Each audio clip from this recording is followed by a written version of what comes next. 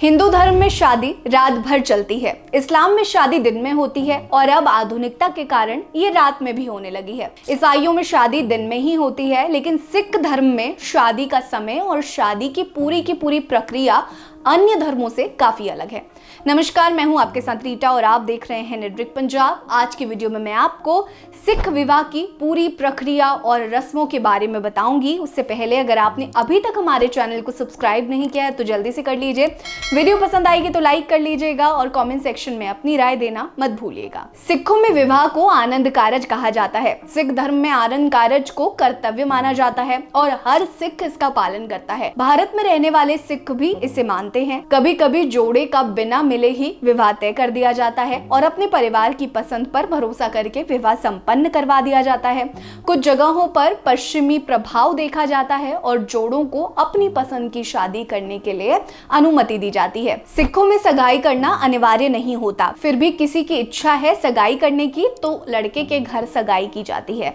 लड़की के परिवार वाले लड़के के घर सगाई करने जाते हैं। गुरु ग्रंथ साहिब की उपस्थिति में लड़के के माता पिता लड़की को एक जोड़ी पोशाक और एक सोने का जेवर उपहार में देते हैं। सिखों का जोड़ा गुरुद्वारा पहुंचता है और बंधनकारी की प्रक्रिया को पूरा किया जाता है। अगर हम शादी वाले दिन की तैयारी की बात करें तो सिखों में विवाह के दिन सुबह गुरु भजन आसादी वार के गायन के बाद दोनों परिवार और रिश्तेदार गुरु गोविंद साहिब के समक्ष इकट्ठे होते हैं। सिखों में ऐसा जरूरी नहीं है कि शादी गुरुद्वारे में ही हो, शादी लड़की के घर या किसी अन्य उपयुक्त स्थान पर भी हो सकती है। अगर शादी किसी दूसरे स्थान पर होती है तो पहले श्री गुरु ग्रंथ साहिब जी को उचित तरीके से स्थापित किया जाता है और उसके बाद ही आगे की प्रक्रिया शुरू की जाती है।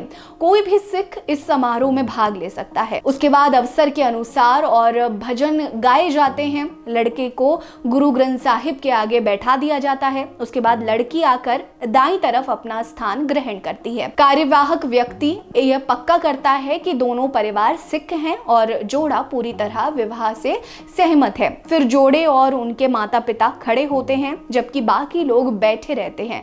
फिर ईश्वर से प्रार्थना की जाती है और जोड़े के विवाह के लिए भगवान का आशीर्वाद मांगा जाता है। सिख शादी में जोड़े के साथ साथ उनके माता पिता से भी सभी के सामने सहमति ली जाती है। अब सभी लोग अपनी जगहों पर फिर से बैठते हैं और फिर भजन होता है। उसके बाद जोड़े को विवाह का महत्व समझाया जाता है। सिख गुरु महिलाओं की समानता में विश्वास रखते थे और विवाह के दौरान लड़कों को इसका महत्व बताया जाता है।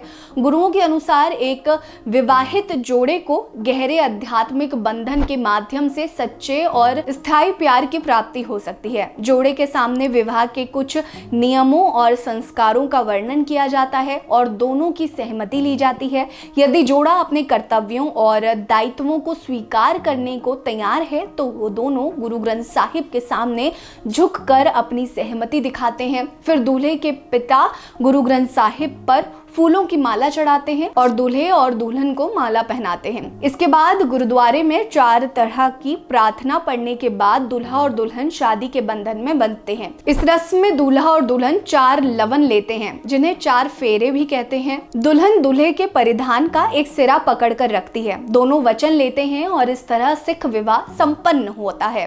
सिख विवाह बाकी धर्मों के हिसाब से काफी अलग तरीके से होता है। आपको कैसा लगता है सिख विवाह, हमें जरूर बताइएगा। बने रहिए हमारे साथ। नमस्कार।